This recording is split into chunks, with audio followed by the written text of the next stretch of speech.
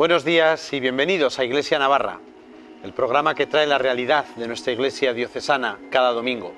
Adentrados ya en el mes de enero, medio mes, hemos celebrado las fiestas de los mártires de estos días, San Sebastián, San Vicente, que nos recuerdan la santidad y el testimonio fiel.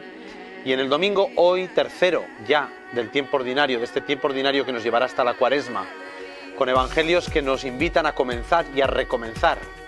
Hoy la llamada a la conversión: convertíos y creed en el Evangelio, os haré pescadores de hombres. El comienzo de nuestra fe cristiana comienza por la conversión, por el seguimiento del Evangelio, por ayudar al Señor a ganar hermanos para Cristo. Es un itinerario de la vida cristiana: la conversión, el seguimiento del Evangelio y después contagiar, ayudar al Señor, llamar a otros hermanos a que conozcan la belleza del Evangelio. Todos los años en el mes de enero tenemos una cita importante en la Iglesia. Celebramos del 18, que comenzábamos el pasado jueves, hasta el próximo día 25, fiesta de la conversión de San Pablo, el octavario de oración por la unidad de los cristianos. Es una realidad importante que tenemos que conocer. Primero rezar, evidentemente, y después conocer por este problema de la división entre los cristianos. Y para hablar un poco de todo este tema de las iglesias cristianas y de la unidad de todos los cristianos, está con nosotros el delegado diocesano de Ecumenismo, don Alfredo López Vallejos. Buenos días, don Alfredo. Buenos días. Bueno, 8 días anuales para rezar por la unidad de los cristianos. Cuéntanos un poco los orígenes de esta iniciativa de rezar, de por qué rezar, de la importancia de esta semana. Bueno, y de ahí ya entraremos, ¿no?, en esta problemática de la división. Bueno, pues esto, en primer lugar, no son 8 días, fueron 8 días, son 7, ahora se llama semana comenzó llamándose octavario por la oración de la unidad de los cristianos, pero hace ya 15 años, así se le llama semana de oración por la unidad de los cristianos. Y es la semana anterior a la fiesta de la conversión de San Pablo, que es el día 25. Se celebra en el hemisferio norte, porque en el hemisferio sur tengo entendido que se celebra la semana anterior a Pentecostés. Pero bueno, nuestro ambiente es esta semana. Y esta semana, que tiene un largo recorrido, porque la oración por la unidad de los cristianos ha existido siempre en la Iglesia. Desde que existieron las primeras divisiones surgió la necesidad de rezar, porque se veía que no era cuestión de estrategias y de buena voluntad, sino que había que pedirle a Dios que nos concediera este don de la unidad. Y los primeros intentos comenzaron hace 2 siglos y medio, en el año 1846. En el año 1746, y entonces fue cuando comenzó en unos ambientes reducidos y se fue ampliando hasta que en el año 1894, hace ya 125 años, como veis tiene un largo recorrido esto de la oración por la unidad, pues León XIII pidió que se hiciera un octavario en las iglesias cristianas, en las iglesias católicas, en la Iglesia Católica, por la unidad de los cristianos. Y así se comenzó, así ha ido creciendo. En el año 1935 el abad Couturier, un abad que ha tenido una importancia muy relevante en el ecumenismo, impulsó esta semana y ya la convirtió en semana de la unidad de oración por la unidad de los cristianos, sobre la base de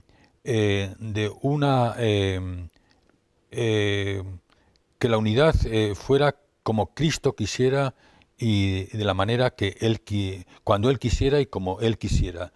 No la unidad de que todos tengan que convertirse a la Iglesia Católica, sino tampoco que la Iglesia Católica tenga que convertirse a otra, sino que la unidad que Dios quiera, la unidad que nos vaya marcando según los acontecimientos, la unidad que Dios quiera y cuando Él quiera. Y esta semana de la unidad de los cristianos tiene importancia, porque yo suelo decir muchas veces que cuando pedimos a Dios cosas, que gane Osasuna, que nos toque la lotería, que me cure de esta enfermedad, pues son cosas que a lo mejor coinciden con la voluntad de Dios o a lo mejor no coinciden, porque a lo mejor no tiene que ganar Osasuna todos los domingos, ¿no? Pero el rezar por la unidad, esto coincide con la voluntad de Dios. ¿Por qué lo sabemos? Porque Jesucristo rezó por la unidad de los cristianos. Rezó expresamente en el capítulo 17 de San Juan, en la última cena, Jesús dice que todos sean uno para que el mundo crea. Porque realmente todos nos damos cuenta que al mundo le tiene que resultar difícil creer si los cristianos no estamos unidos. Si estuviéramos unidos sería mucho más fácil, daríamos mucho más credibilidad. Y entonces por eso surge en todas las iglesias, no solamente en la católica, en todas las iglesias cristianas, este deseo de pedirle a Dios que nos conceda el don de la unidad y de trabajar también por la unidad, de que se están dando pasos muy importantes en estos últimos años. Cada año tiene como un lema, con unos acentos. Bueno, este año, Sí. del libro del Éxodo, capítulo 15, el lema de la semana de oración, fue tu diestra quien lo hizo, Señor, resplandeciente de poder. Sí, es un lema que puede resultar un poco extraño para mucha gente, pero es un texto expreso del libro del Éxodo, cuando la salida de los judíos de la esclavitud, reconocer que ha sido Dios el que les ha llevado a la libertad. Pues porque ha querido el Papa este año, bueno, en estos años se está dando mucha importancia a los emigrantes, a las iglesias que están sufriendo la esclavitud de la persecución, y entonces se ha elegido este lema para darle para hacerlo pues muy cercano a la realidad de la esclavitud que representan las persecuciones a los cristianos. Este año, justamente, aquí en Navarra, el octavario por la unidad de los cristianos va a tener una relevancia especial porque va a coincidir con la presencia de la cruz de Lampedusa, que tiene esa visita que hizo el Papa hace unos años a la isla de Lesbos, donde habían muerto 300 y pico emigrantes de Etiopía y de Eritrea, que huían de la persecución y que están convirtiendo el Mediterráneo en el mayor cementerio de un verdadero drama. Sí. Bueno, para la gente que nos esté viendo más o menos informada sobre el tema del ecumenismo, bueno, primero, ¿cómo es una radiografía de cómo es la división de los cristianos, ¿no? Un poco la de los ortodoxos y luego los protestantes, y qué situación actual estamos? Pues la situación actual es muy positiva. Uno que no siguiera de cerca la problemática ecuménica pensaría que esto fue una ilusión del Concilio Vaticano II, porque yo recuerdo en aquellos años, tú eras muy pequeño todavía, no sé si habías nacido. No había nacido. Fíjate, bueno, pues en aquellos años cuando el concilio, las noticias ecuménicas eran noticias de primera página de todos los periódicos, pero con letras que ocupaban columnas, ¿no? Y entonces se pensaba, porque el concilio, uno de los objetivos del concilio fue la unidad de los cristianos. Y se hicieron pasos importantísimos y en ese momento se pensaba, todos lo creíamos, que la unidad iba a ser al día siguiente, que iba a ser cosa de días, ¿no? Y de hecho el Concilio Vaticano II, fíjate, de los 14 documentos que emitió, pues 4 de ellos son de tipo ecuménico.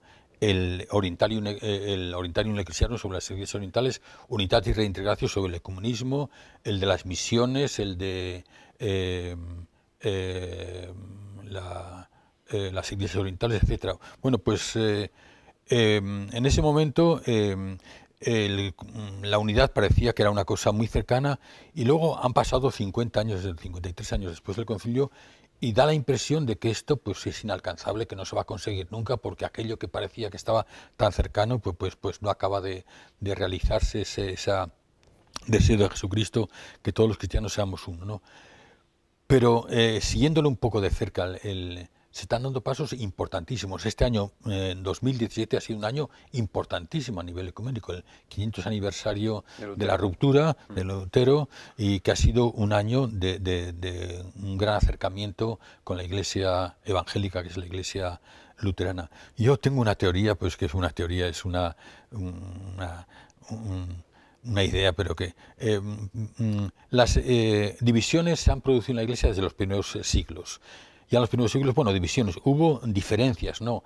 En la manera de interpretar, no se entendía entonces cómo Jesucristo podía ser Dios y podía ser hombre, con dos naturalezas, una naturaleza, pues si tiene una naturaleza, cómo es Dios, cómo es hombre, bueno, pues se pusieron las primeras divisiones ya entonces, pero las rupturas comenzaron fundamentalmente en el siglo VI, en el siglo XI, en el siglo XVI, y en ese ritmo de 5 siglos, ahora tocaría el siglo XXI. Y el siglo XXI no sería un siglo de otra nueva ruptura, sino sería el siglo de el tiempo de la unidad. Siglo VI, las primeras rupturas con las iglesias monofisitas y nestorianas. Siglo XI, la iglesia ortodoxa. Siglo XVI, la ruptura de Lutero y las iglesias reformadas. Y ahora toca el siglo XXI. Y el siglo XXI no debe ser, y no está siendo, un siglo de ruptura, está siendo un siglo de unidad. Están dando pasos importantísimos hacia la unidad. Qué bueno. Ha habido acuerdos con los luteranos, por ejemplo, algo que parecía irresoluble, el tema de la justificación. Nos justificamos nosotros por nuestras obras, por nuestro esfuerzo, o nos justifica Dios por su gracia. Pues los luteranos, por la gracia de Dios exclusivamente. Los católicos, las obras. Parecían dos posturas totalmente irreductibles.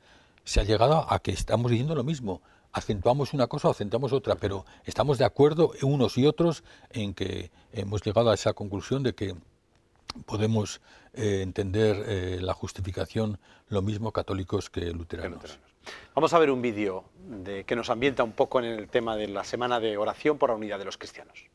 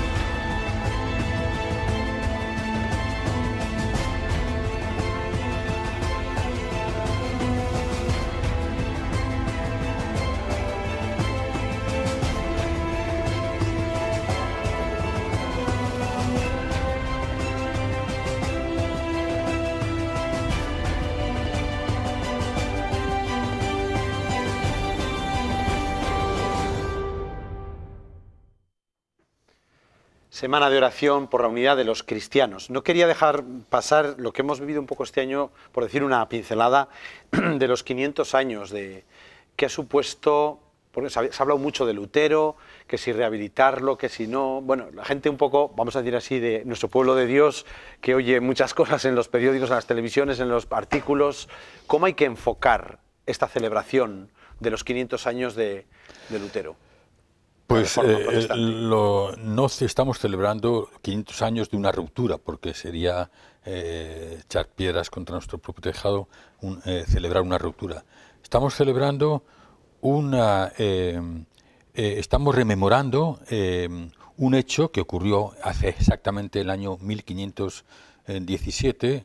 Lutero, el día 31 de octubre, fija las famosas 95 tesis en el castillo de Wittenberg, que no era un desafío, como se ha presentado a veces, sino era como se hace actualmente en las universidades, se ponen avisos en la cartelera de que va a haber un curso especial sobre esto. Lutero pues quería discutir sobre esos temas, ¿no? Lutero, no se puede negar, y nadie lo niega, fue un personaje polémico, muy polémico, con muy buena voluntad. Él quería la reforma de la Iglesia, que la necesitaba realmente en ese tiempo. y pues sus tesis eran sobre las indulgencias. Él no estaba de acuerdo cómo se estaba tratando ese tema en la Iglesia en ese momento y tenía toda la razón del mundo en ese aspecto, ¿no? Bueno, pues Lutero fue un personaje polémico que tuvo pues una intención buena de tratar de conseguir la reforma de la Iglesia, pero lo hizo de una manera pues ciertamente polémica. Y lo que ha supuesto estos 500 años, esta conmemoración de los 500 años, el viaje del Papa a la Catedral de Erfurt, donde se firmó ese acuerdo también con los luteranos, fue el reconocer que la Iglesia necesitaba una reforma. El mismo concilio lo reconoce, que la Iglesia siempre debe estar reformándose. Ha habido durante estos 5 siglos en la Iglesia Católica una alergia a la palabra reforma. La palabra reforma suponía Lutero, ¿no? Y hoy en día se reconoce que la reforma es una necesidad que tiene la Iglesia constantemente, porque cuando nos identifiquemos con Jesucristo, pues nos hace falta que nos reformemos todos bastante, ¿no? Católicos y luteranos. Y entonces ha sido este reconocimiento de la buena voluntad que hay por parte de unos y de otros de buscar la auténtica reforma que es la santidad en la Iglesia. Este ha sido lo que ha supuesto estos 500 años, de cómo se vivía la Reforma hace un siglo, 2 siglos, que hablar de un luterano era poco menos que hablar de un enemigo de la Iglesia. Hoy en día pues vemos que ellos son tan cristianos como nosotros, son tan bautizados como nosotros, aunque tengamos todavía nuestras diferencias. Hay diferencias más o menos importantes que tendremos que ir acercándonos con la oración y con el estudio, pero la diferencia más importante, que era esta de la justificación, pues ya no es diferencia. A nivel local, en nuestra diócesis, bueno, ¿qué entidad tiene el ecumenismo? ¿Qué repercusión? ¿La gente está sensibilizada? ¿Conoce?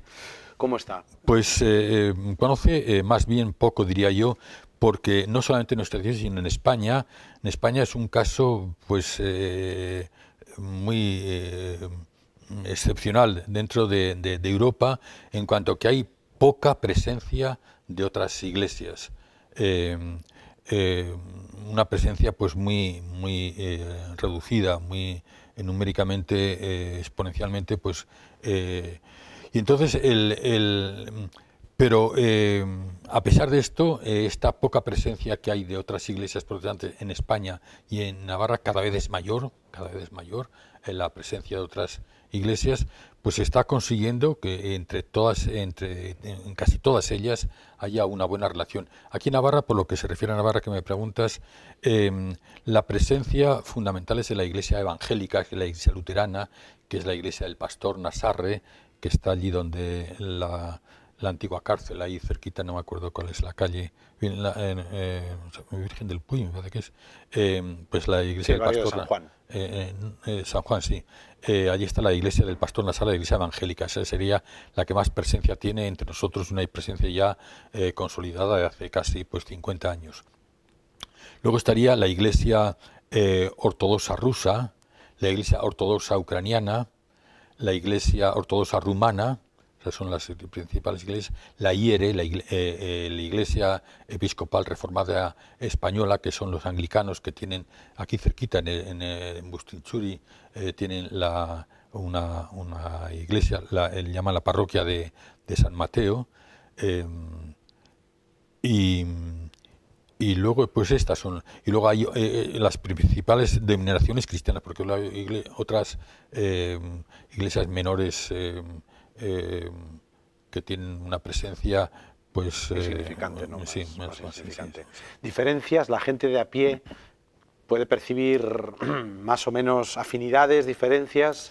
La proclamación de Jesucristo y del Evangelio siempre es algo que a veces los ves predicando, los ves, o los ves en la calle, igual algunos grupos. Sí.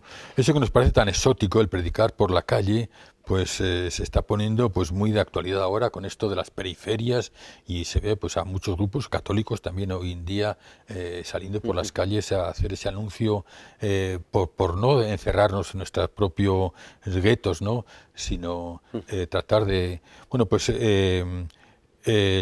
Las diferencias fundamentales es, yo diría, el bautismo es idéntico, nos identifica a todos el mismo bautismo, es la Eucaristía. La celebración de la Eucaristía, los anglicanos, los evangélicos celebran la Eucaristía, pero no la celebran con la asiduidad que la celebramos nosotros todos los domingos. Para ellos la Eucaristía es presencia de Cristo durante la celebración. En una iglesia protestante no cabe un sagrario. Una vez acabada la celebración no hay presencia. Se cogen las formas que han sobrado de la celebración y se llevan a la sacristía y se meten en el cajón para el domingo siguiente, ¿no? Nosotros, en cambio, creemos que hay una fidelidad de la presencia de Cristo y está el sagrario que nos hace presente esa presencia permanente. Pues eso sería la fundamental sería esta. Y luego la obediencia al Papa. Tienen sus propias jerarquías. Las iglesias evangélicas y luteranas y reformadas en general están muy fragmentadas porque cada iglesia tiene su propia manera de regirse y de reglamentarse, y entonces pues eso produce que de esta iglesia evangélica a esta otra pues haya no todo lo entiendan de la misma manera. Eso no cabe en la Iglesia Católica. Tenemos un centro de unidad que es el obispo diocesano y que es el obispo de Roma, que es... Esta es una pregunta que, bueno, por concluir, toda la semana estamos llamados a rezar, pero ¿qué podemos hacer cada uno de los cristianos por la unidad?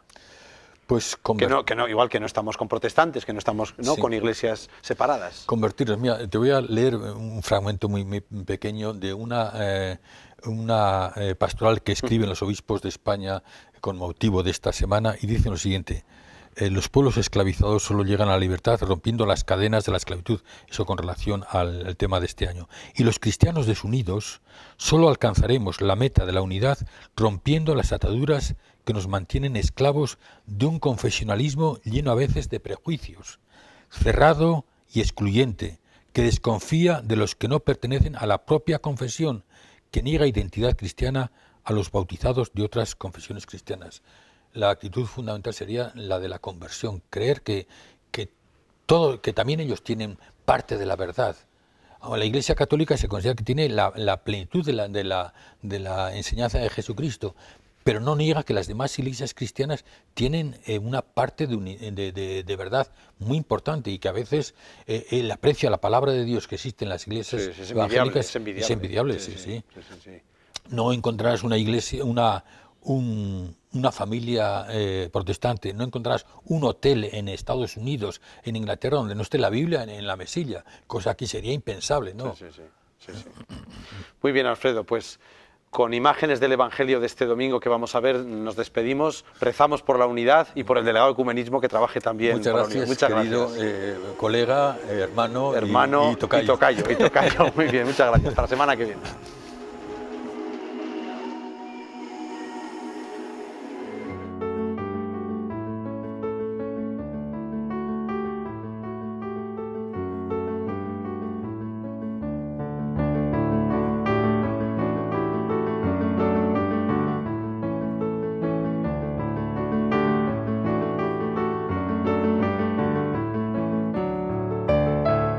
Después de haber sido Juan apresado, marchó Jesús a Galilea, predicando el Evangelio de Dios, y decía: el tiempo se ha cumplido y el reino de Dios está cerca. Convertíos y creed en el Evangelio. Al pasar junto al lago de Galilea, vio a Simón y a Andrés, el hermano de Simón, que echaban las redes en el mar, pues eran pescadores. Jesús les dijo: seguidme y os haré pescadores de hombres. Al instante, dejando las redes, le siguieron. Y avanzando un poco más, vio a Santiago, el de Zebedeo, y a Juan, su hermano, que estaban también en la barca, remendando sus redes. Y enseguida los llamó.